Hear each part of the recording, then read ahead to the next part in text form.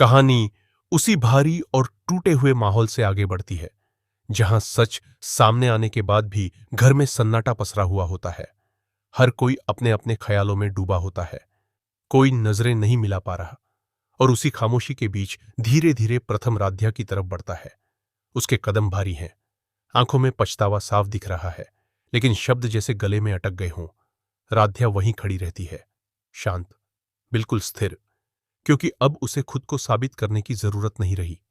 सच खुद उसके साथ खड़ा हो चुका है, लेकिन दिल में जो टूटन है वो अभी भी जिंदा है। प्रथम आखिर हिम्मत जुटाता है और बहुत धीमी आवाज में कहता है, राधे, हमसे बहुत बड़ी गलती हो गई। हमने तुम्हारी बात पर भरोसा नहीं किया। उसकी आवाज कांप रही होती है, लेकिन राध्या तुरंत जवाब नहीं देती। वो बस एक पल के लिए उसकी तरफ देखती है और फिर नजरें झुका लेती है, जैसे दिल कह रहा हो, अब शब्दों से ज्यादा वक्त की जरूरत है। उधर अहम सिर झुकाए खड़ा होता है। उसके चेहरे पर शर्म और पछतावा दोनों साफ दिखाई दे रहे होते हैं। एकता की आंखों में आंसू हैं। वो धीमी लेकिन टूटती हुई आवाज में कहती है, आपने सिर्फ मुझे ही नहीं, इस पूरे परिवार को धोखा दिया है। अहम कुछ नहीं बोल पाता, क्योंकि अब हर सफाई छोटी पड़ चुकी होती है। तभी ओमकार जी गुस्से में आगे आते हैं और सख्त आवाज में कहते हैं, अहम, आज से तुम्हारे लिए इस घर में कोई जगह नहीं है।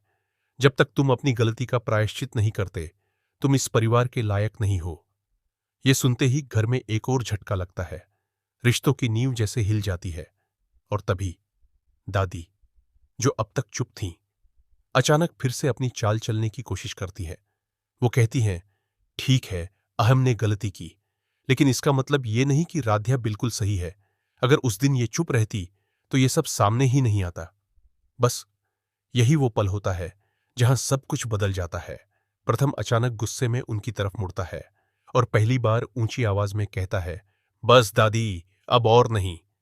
हर बार आप राध्या को ही गलत साबित करने की कोशिश करती हैं, लेकिन आज सच सबके सामने है। पूरा घर सन्न रह जाता है, क्योंकि पहली बार प्रथम ने दादी के खिलाफ आवाज उठाई होती है।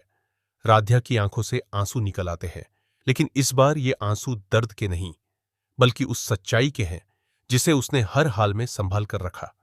प्रथम सबके सामने कहता है, अगर इस घर में किसी को माफी मांगनी चाहिए तो वो मैं हूं। और ये कहकर वो राध्या के सामने हाथ जोड़ देता है।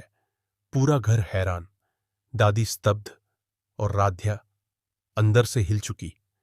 राध्या धीरे से कहती है, गलती मान लेना ही सबसे बड़ी बात होती है, लेकिन भरोसा वापस आने में वक्त लगेगा। प्रथम सिर झुका लेता है, क्योंकि वो जानता है इस बार उसे अपने रिश्ते को सच में कमाना होगा। उधर अहम चुपचाप घर छोड़कर जाने लगता है, लेकिन जाते जाते वो एक बार पीछे मुड़कर राध्या को देखता है, जैसे उसे धन्यवाद कह रहा हो, क्योंकि उसी ने सच को सामने आने की हिम्मत दी।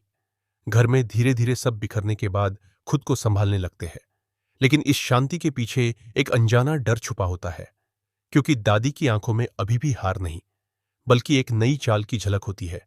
और जैसे ही रात होती है, घर की लाइट्स हल्की हल्की झपकने लगती हैं, हवा तेज चलने लगती है और अचानक मंदिर का दिया अपने आप बुझ जाता है। राध्या खिड़की की तरफ देखती है और उसके चेहरे पर एक अजीब सा एहसास उभरता है। वो धीरे से खुद से कहती है, ये कहानी अभी खत्म नहीं हुई। दूसरी तरफ घर के बाहर अंधेरे में एक परछाई खड़ी होती है और उसी अंधेरे से एक ठंडी आवाज गूंजती है, अब असली खेल शुरू होगा। और यहीं से कहानी एक नए और भी खतरनाक मोड़ पर पहुंच जाती है। सीन वहीं से शुरू होता है जहां रात का अंधेरा पूरे घर को अपने अंदर समेट चुका होता है। हर कमरा शांत, हर दरवाजा बंद, लेकिन इस सन्नाटे के बीच एक अनजाना डर धीरे धीरे फैल रहा होता है। राध्या अपने कमरे की खिड़की के पास खड़ी होती है। उसकी नजरें बाहर अंधेरे में टिकी होती हैं, जैसे उसे महसूस हो रहा हो कि कोई उसे देख रहा है, हर पल, हर सांस। अचानक उसका फोन वाइब्रेट करता है। स्क्रीन पर कोई नंबर नहीं, सिर्फ अननोन कॉलर। राध्या एक पल के लिए रुकती है, फिर कॉल उठाती है। दूसरी तरफ कुछ सेकंड की खामोशी और फिर एक जानी पहचानी आवाज, डर लग रहा है राध्या। राध्या का दिल जोर से धड़कने लगता है। वो तुरंत पहचान जाती है, निहारिका। उसकी उंगलियां कस जाती हैं, लेकिन इस बार उसकी आवाज में डर नहीं, ठंडा आत्मविश्वास होता है। छुपकर वार करना बंद कर दे निहारिका, सामने आ। दूसरी तरफ हल्की हंसी गूंजती है। सामने आकर खेलना तो तुम जैसे लोगों का काम है।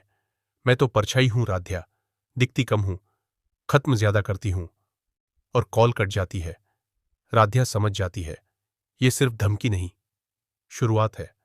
उधर प्रथम अपने कमरे में बैठा होता है, लेकिन उसे भी नींद नहीं आ रही।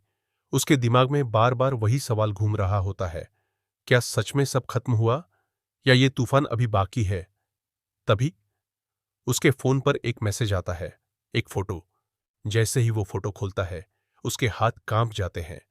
फोटो में राध्या घर के बाहर और उसके पीछे एक काली परछाई। प्रथम का दिल बैठ जाता है। वो तुरंत कमरे से बाहर भागता है।